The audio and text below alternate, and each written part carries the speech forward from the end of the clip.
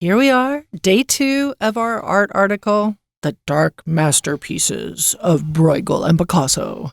And for me, I think I really, really like the Halloween time of year. I like the darkness of the skeleton decorations you put up in your house. But when we get into painting things about, skeletal apocalyptic scenes and what we're going to talk about today, it gets real fast, even if in the case of Bruegel's Triumph of Death, you're not going to likely see living skeletons traipsing across the land attacking you with large scythes. No, that's very true. And of course, a lot of painting today wouldn't really touch on these topics, I would imagine, as much as it did back in the old days. I mean, partly it's because styles of painting have changed.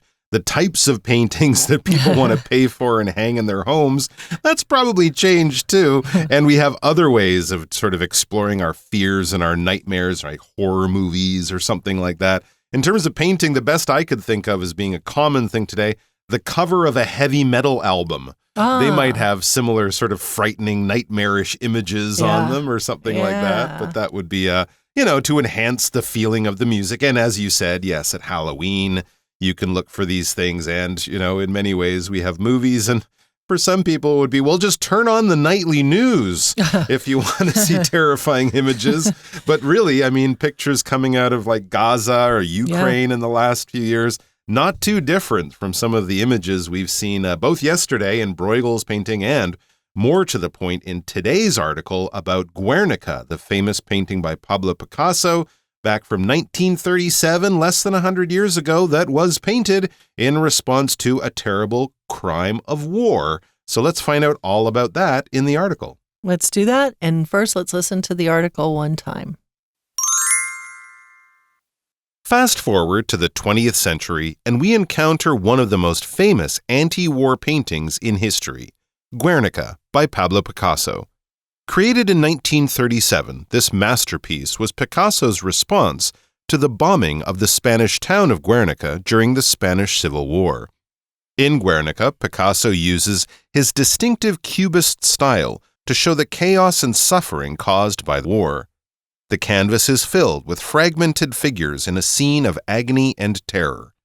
The painting doesn't depict the bombing itself, but rather the immediate aftermath and the emotional impact of the attack on innocent civilians. The screaming horse, often interpreted as a symbol of the suffering people, dominates the composition. The bull, a traditional symbol of Spain, can be interpreted in various ways, representing either brutality or the resilience of the Spanish people. A light bulb at the top of the painting serves as both a symbol of hope and a reminder of the bombs that fell from above. Picasso's genius lies in how he uses geometric shapes and distorted forms to emphasize the emotional intensity. The absence of color makes the scene even more dramatic, forcing viewers to focus on the shapes and expressions. The painting's large scale, measuring about 3.5 meters by 7.6 meters, makes it impossible for viewers to escape its impact. Despite being created nearly 4 centuries apart, these masterpieces continue to speak to modern audiences about the timeless themes of death, destruction, and human resilience. As we face our own global challenges today, these works remind us that art has always served as a powerful medium for expressing our deepest hopes and fears. So we were in the 1500s, and now we're going to very, very quickly get to the 20th century. So one way to describe that is fast forward to the 20th century. You almost want to say it quickly. Fast forward, not just fast forward. Fast forward to the 20th century. That means we're going to rapidly move forward. It's also what you would do in the old days when you had a cassette tape and you put it in and you wanted to skip a song and you wanted to play the song that came after it. You would push the button to fast forward, or a VHS tape if you were watching a movie and you wanted to watch something, you would fast forward to the next song. With CDs, you just skip to the next song, but those tape things were fun for that. And we run into one of the most famous anti-war paintings in history. You can also say anti-war. depending on what is more comfortable for coming out of your mouth. Anti-war or anti-war means against war. Something that is against something is anti that thing. Anti-work means you don't feel like going to work. You don't want to work. You're anti it. You're against it. If you are anti-apartheid, then you do not agree with the apartheid situation that was happening in South Africa up until I think it was the 1980s, I believe, where you had a caste system between whites and blacks, and black society was pretty much the slave of white society in that situation. So here is anti-war, going back to our story, and we're Guernica by Pablo Picasso. Guernica, what is Guernica? We're going to find out. Yeah, absolutely. Well, that, of course, is the title of the painting. That's why we see it written in that way and attributed to Pablo Picasso. But it's more than that. It says created in 1937. That's the painting. This masterpiece was Picasso's response to the bombing of the Spanish town of Guernica during the Spanish Civil War. So the painting has the name of a town. This town is in Spain. It's still there, I believe. And it was bombed. It was attacked, in a war, in a military situation. I believe the Germans, the Nazis, were bombing this town from the air because they were supporting the Republican forces of Spain under Franco in a civil war, a war of the country people against its own country people. So basically you had the left, which would be the Republicans the right, which would be the Republicans, against the left, which would be the socialists or the communists. And they were fighting over who gets to run Spain. So the Spanish Civil War happened just before World War II, and Germany did help out one of the sides, and that was the side that eventually won, and it was partly through German air power, through doing things like bombing cities and towns and opposing forces from the air. So let's look at the painting itself. It says, in Guernica, Picasso uses his distinctive Cubist style to show the chaos and suffering caused by war. Yeah, if you're at all familiar with Picasso, you could probably look at Guernica, the painting, and go, oh, yeah, that's a Picasso. He's got a very distinctive style. Something distinctive is kind of unique. It's special to him.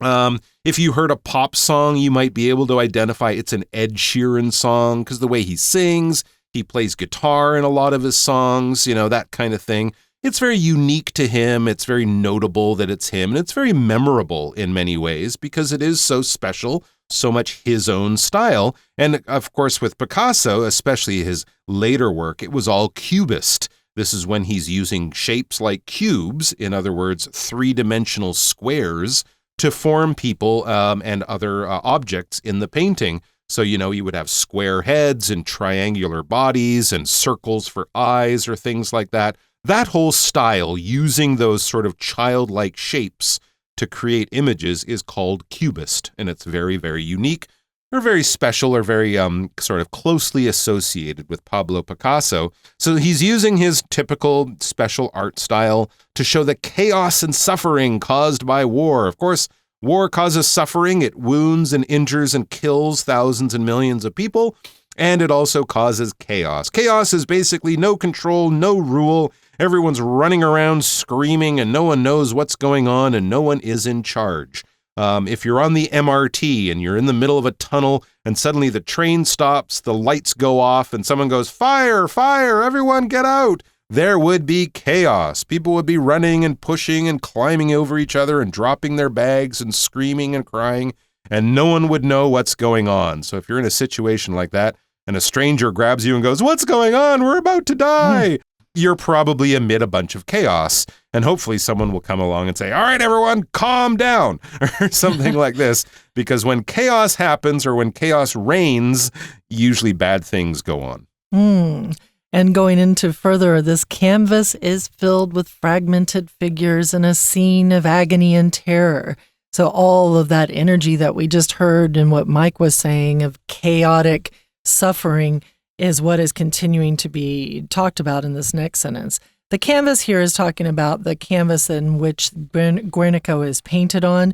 So that's a kind of a cloth, maybe hemp or cotton, linen, something like that, that is stretched and it's put around normally a wood frame to then be able to be painted on.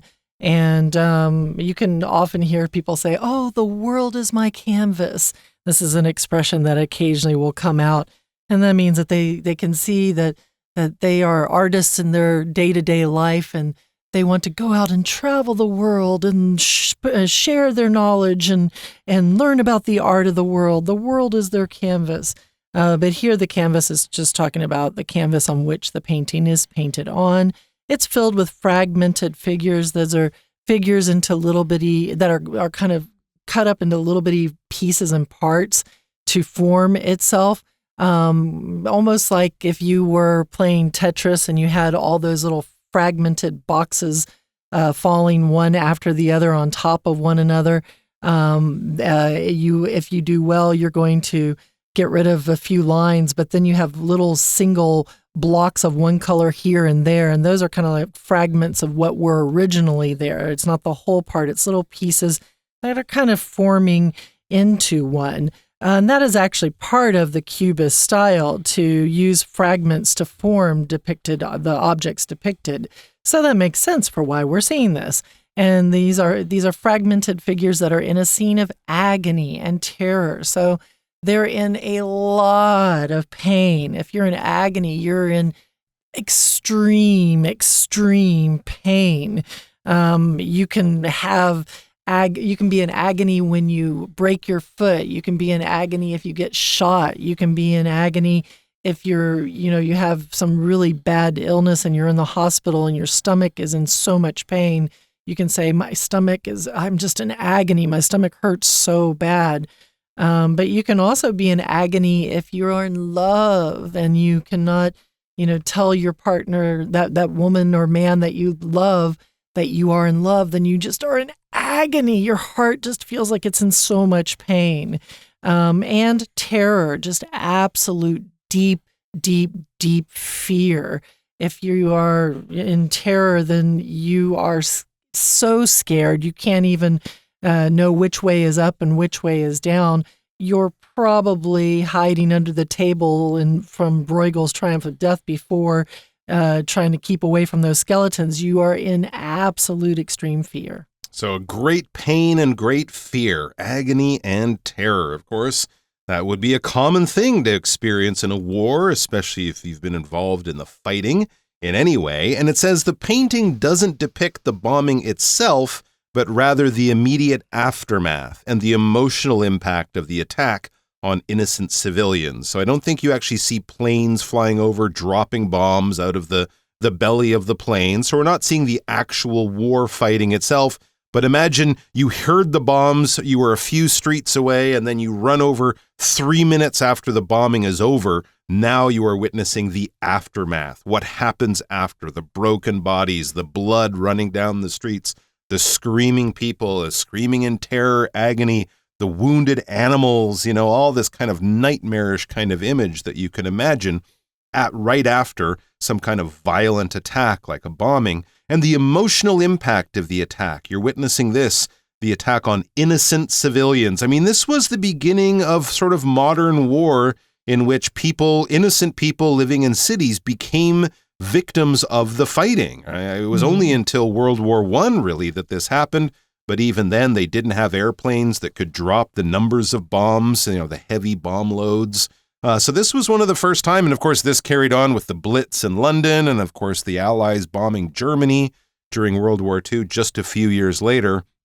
But this was one of the first times that innocent people were directly attacked. They weren't just in the wrong place at the wrong time. No, those bombs flew to Guernica because it was a town controlled by the enemy forces, and they wanted to bomb and kill innocent people and destroy their homes. So these are innocent civilians. People not involved in something, not in a military way, would be civilians. If you're in the military, you might not be. Maybe if you're in the police force, you might also not be a civilian. But often when we read about, disasters or accidents or something, if there's some people who were in the military and other people who weren't, we would say the civilians are the people who are not fighting forces or uniformed forces, just normal, average people. And it says the screaming horse. That's one image that I do remember from this, often interpreted as a symbol of the suffering people, dominates the composition. So there's a horse there. It's screaming. You can see its mouth is open as if it is, making noise and in terrible pain. And this is interpreted. So it is a horse. And, if a horse was there, it would have been hurt and it would have been injured. And it probably would have been very unhappy. Terrified. Terrified and wounded. But it's also an image that has this symbolism that symbolizes the suffering people. So it doesn't just stand for a horse. It stands for something else in an artistic kind of way. The innocent people, in the same way that an animal injured in something like this is completely innocent. The animal doesn't care which side you're on or who wins the war. It's just an animal, so we should, be nice to it and show it mercy. But this animal, this image of the animal dominates the composition. If something dominates, it has a central position. It's sort of more noticeable or more powerful or more noteworthy than the other things around it. It stands out, it sticks out, it's probably in the middle. And as I said, even though I haven't seen the painting in a few months or a while, I still remember that screaming horse. We are going to find out what other animal shows up in the painting, but first let's take a moment and listen to our Chinese teacher.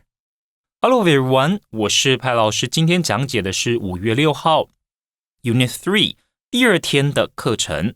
好，第二天介绍的是 Picasso 的 Guernica。好，大家对于 Picasso 应该都不陌生。Picasso 是20世纪相当出名的欧洲画家，这幅经典画作是抽象画。课文内容把最重要的意象解读出来跟读者分享。这些重要的意象呢，包括说其中的牛、马、灯泡分别呢有什么样的意义。希望大家有机会可以再把画作好好看一看，说不定我们的听众会有自己独特的见解。好，我们一起来看学习重点。请同学先看到第一段的第一个句子。好，为什么这幅画作这么重要呢？这个句子就点出来了。这幅画作呢，可以说是历史上非常著名的反战画作。好，什么时候创作的？第二个句子，这个分词构句前面是被动的，所以呢，我们用过去分词。这幅画作是在1937年由 Picasso 所创作的。好，为什么 Picasso 要创作这幅作品？ It was his response to the bombing of the Spanish town of the Guernica。这幅画作呢叫 Guernica， 那其实 Guernica 也是西班牙一个城镇的名字。那当时西班牙发生内战，这个城镇呢是受到轰炸的。好，再来我们看到第二段的第一个句子 In Guernica。 好，在这幅画作当中 Picasso 他是怎么样创作的呢？他运用了 Cubist style， 就是立体派的风格来做创作。这里我们当然呢请同学看到 distinctive 这个字非常重要。 distinctive 有时候查字典我们会看到是不同的，可请同学特别注意的是，它其实是独特的、独树一格的。在多数情况之下 distinctive 这个字是相当正面的。好，那 Picasso 是有名的画家，他的创作风格呢当然是非常独特的。好，运用这种独特的风格，我们看到第二个句子，在他的画布上我们看到了 fragmented figures， 很多的形象呢都是相当破碎的，要描绘的就是 agony and terror， 痛苦以及恐惧。再来呢，请同学看到第三个句子。好，特别注意的是 but rather 后面的，其实画作表现的描绘的并不是轰炸本身，他想要描绘的呢是受到影响的人他们的心理还有他们情绪上的反应。所以请看到 emotional impact of the attack on innocent civilians。 innocent 指的就是这些无辜的， civilians 指的就是平民老百姓。 All right, we're going to take a quick break and then we'll be right back.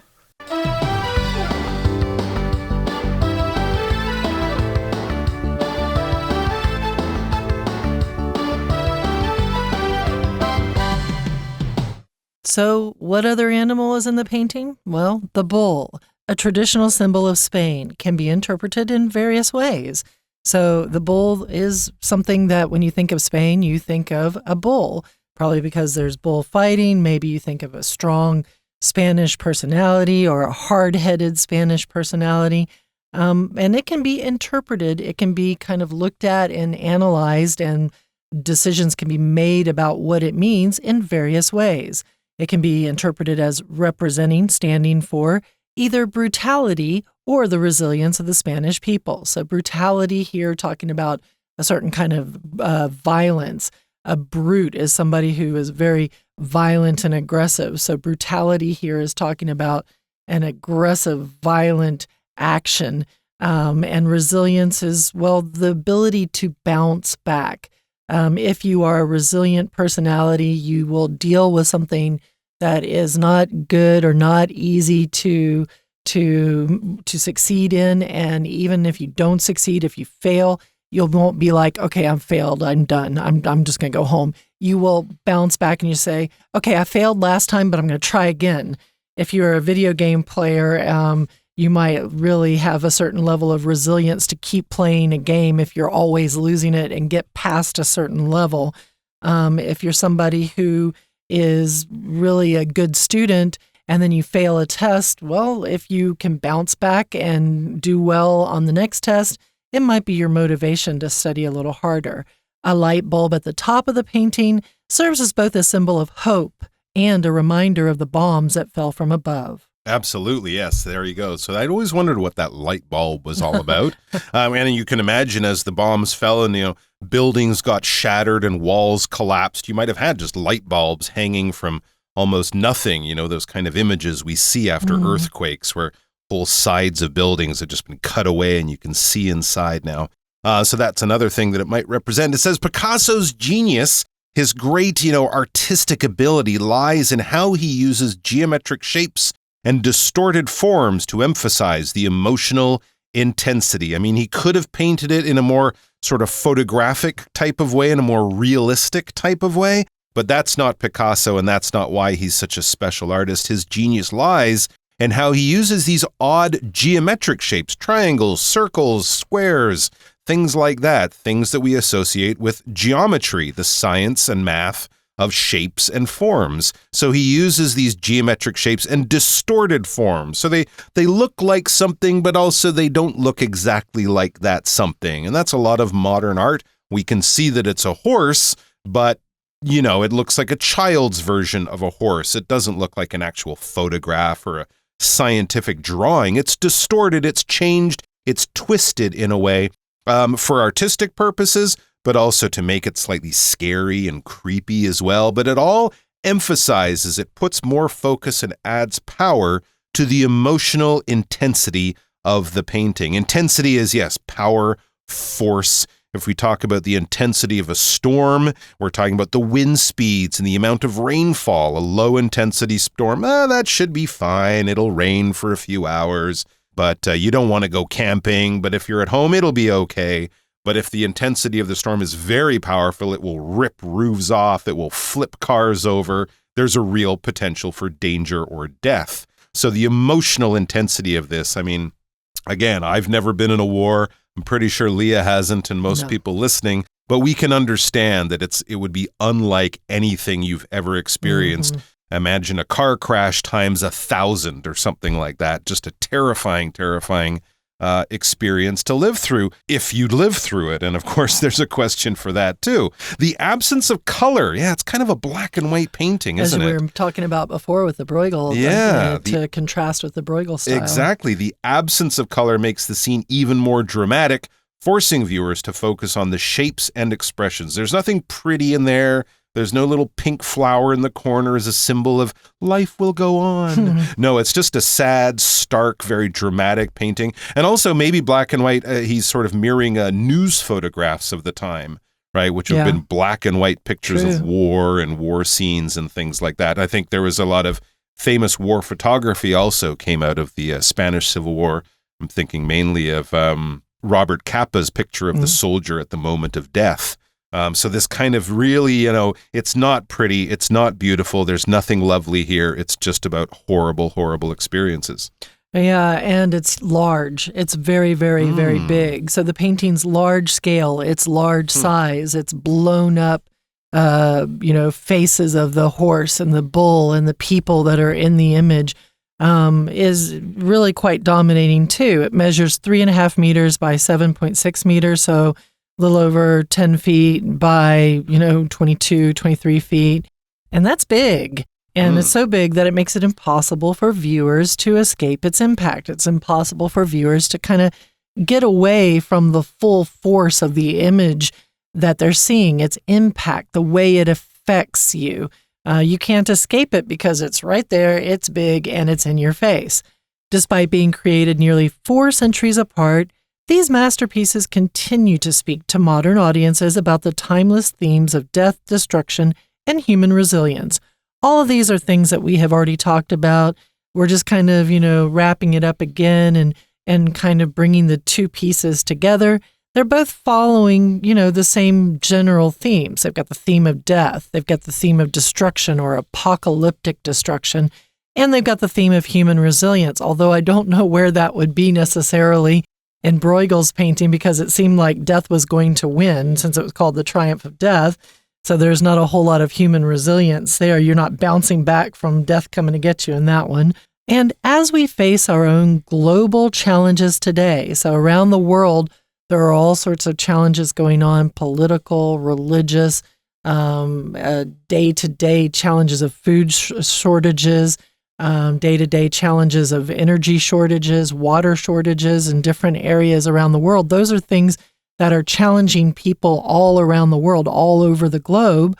As we are facing these challenges, these works remind us that art has always served as a powerful medium for expressing our deepest hopes and fears. And what do we mean here by medium, Mike? A different way of doing something. Often with medium, we're talking about different ways of communicating. When we talk about the media, right, I get my news from the media. That's basically talking about a different medium, television, radio, newspaper, internet websites. Those are different media. Now, that would be the plural form of medium. And also with artists, if you're ever in a gallery and they have that little tag next to the painting and it says Bruegel, 15 something something, it might have the size of the painting, like measurements that we just read, and it might say oil on wood or oil on canvas or watercolor on paper. That's also the media that the artist used, right? Because artists can use oil paints, watercolors, acrylics. They can also, when they're sculpting, they can use metal or wood or bronze or marble. These are just the way that they use or the material that they use to create their artistic creation and, express themselves in whatever way. You could also say, oh, my medium is music or my medium is dance or something like that. That's the artistic form that I choose to express myself. So there we go. These are very interesting paintings. And hey, if you ever get the chance to actually see them, I think that would be quite an impressive thing. I mean, I've seen the Guernica painting, but it is something to remember how big it is. And I've never actually witnessed that. So that would be kind of a cool thing, a whole new way of seeing these very famous old paintings. We've got someone who's got a whole new way of showing us what we just learned. Let's listen to our Chinese teacher one more time. 好，那第二段呢，在我们休息之前呢，其实已经提到一个非常重要的意象，也就是呢，这个尖叫的马，他们所代替的其实是很多老百姓，他们非常的受苦。那这算是整个构图的主体。除了马以外，请看到第5个句子，还有牛。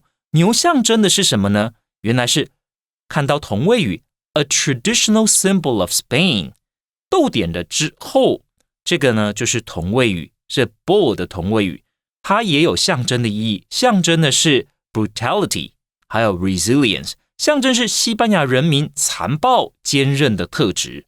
好，那另外呢，请看到第6个句子，第二段最后一个句子，在画作上方有一个灯泡 a light bulb at the top， 那这里所指的呢是希望的象征，不过也有另外的解读，会觉得说这可能指的是从天而降的炸弹。好，那同学呢可以自己解读看看。再来我们看到第3段第一个句子 Picasso's genius lies in， 请同学把 lie in 这个动词片语画起来。那因为前面的这个主词是第三人称单数，所以我们加上 s。那这个片语是指在于 Picasso， 当然他是一个非常独特的画家，很有绘画的天分。那到底重点在哪里呢？ Lie in 指的就在于哪边？他很善于呢运用几何的图形，还有一些扭曲的形状。到底是他想表达什么？强调的就是 emotional intensity， 要让我们感受到那种情绪上面非常浓烈的情绪。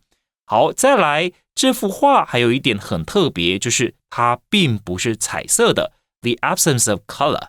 那由于没有色彩的关系，所以我们在观赏画作的时候，就会更专注在画作上面特殊的形状，还有画家他所要传达的这些不同的表情。